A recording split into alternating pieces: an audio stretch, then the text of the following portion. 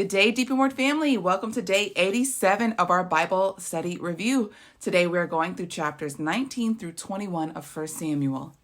So, quick recap from yesterday. We see that Saul was, making a plan to destroy David. So he's like, let me bring my enemy in closer to me so I have an advantage to destroy him. So he marries his daughter to David, his daughter Michal. He keeps David as an army commander, thinking that every time he goes out to war that maybe he might die that way. But no, that's not happening. Now, King Saul is aware that his plans are backfiring on him, so now he's plotting and scheming again.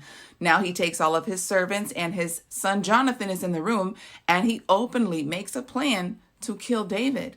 Jonathan pulls his father, King Saul, to the side, and he says, "What is his crime? Why are you after David? He has done nothing to you. He has brought great salvation to Israel. He's the only one who would step forward and slay the giant." And so he simmers down his father just for a season, maybe for a day or two. And all the while, Jonathan is keeping in close communication with David. He's telling David everything that is going on within his house. So he told him, he was like, "My father seeks to kill you."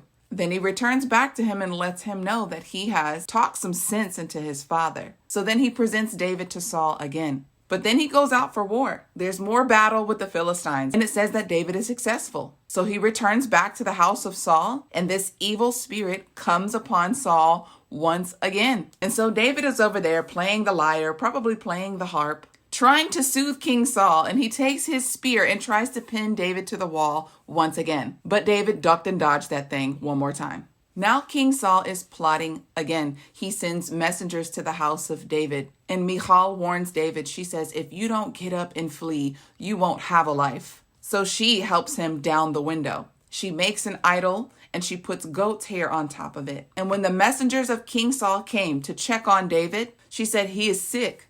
So Saul sends the messengers again and he tells them, "Bring him up in his bed. I don't care if he's sick. He wants to kill him." And so the messengers come in and they see the idol with the goat's hair. King Saul goes to his daughter and he says, "Why have you deceived me?" And she told a little white lie, but either way, she was not going to hand her husband over to her dad. David fled to the prophet Samuel and he told him everything that had happened. And it got back to King Saul about David's whereabouts. So King Saul sent messengers over to go get David to seize him. And they saw that the prophet Samuel was guarding David and he was guarding the other prophets. And so those messengers, when they came into their midst, they also started prophesying.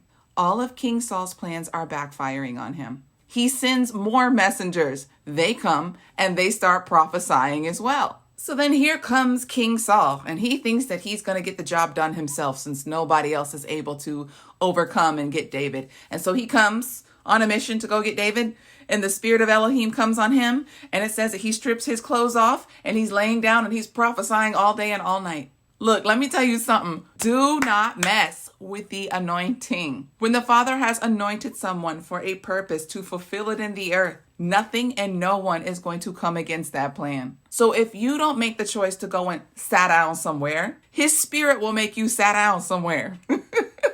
Child, King Saul is prophesying. He can't do a doggone thing. Y'all, and I wonder, sometimes I pause and I just have fun while I'm reading the Bible. But I imagine King Saul on the floor prophesying, "Great is King David." I don't know. I like to have fun. And that's what I like to imagine he was prophesying. And so now we walk into chapter 20, but I imagine while King Saul is still on the floor, naked, prophesying, this is when David flees, and he flees to go speak with Jonathan, the son of King Saul. And so David is telling Jonathan everything that has just happened. And Jonathan is reassuring David that he is on his side. He says, "Whatever you need me to do, I will do it for you." And he's like, "Well, the king is having a feast. If it pleases you, tell your father that I'm going to my hometown because there's a new moon. Let him know that I'm going to make a sacrifice, that my family makes a sacrifice at the new moon." So David tells Jonathan, he says, if he says all is well, then we know that everything is all right. But if he gets mad at the absence of my presence, then you will know that your father means me harm. And then David says, "But who will tell me? How will I know that all is well? Or if I need to flee again?" Jonathan tells David, "Hey, let's go out in the field and I'm going to tell you where to hide." And he says, "After 3 days, I will come out to this specific rock." And he says, "I will show you a sign. I will shoot 3 arrows and I will bring out someone with me. And if you hear me tell him to just go collect the arrows, then all is well. But if you hear me say, 'See, the arrows are beyond you,' then you know that that is code that you need to flee.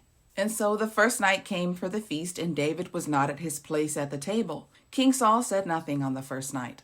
But then the second night comes along, and he sees that David's seat is empty. So King Saul addresses his son Jonathan, and he says, "Why is the son of Jesse not here?" And he tells him, he asks that he may be excused so that he can go make a sacrifice on the new moon.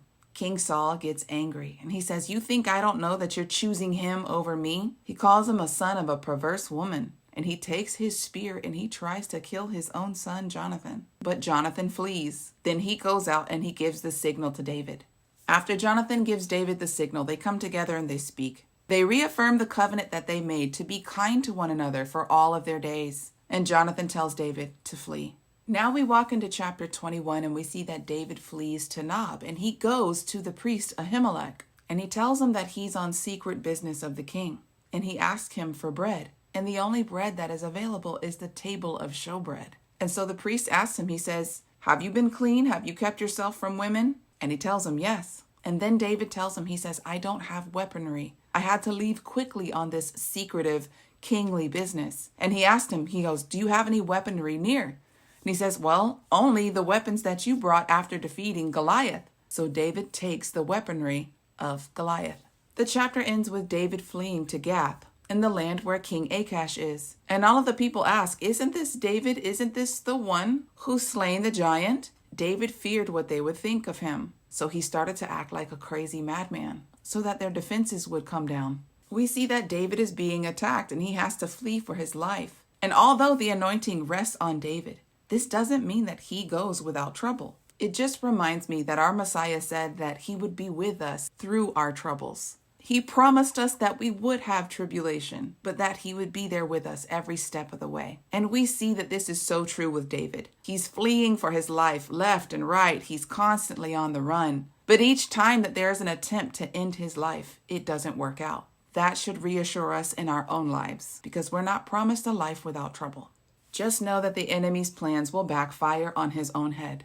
Deep in Word family, that is all that I have for you today. Until tomorrow, Yah bless.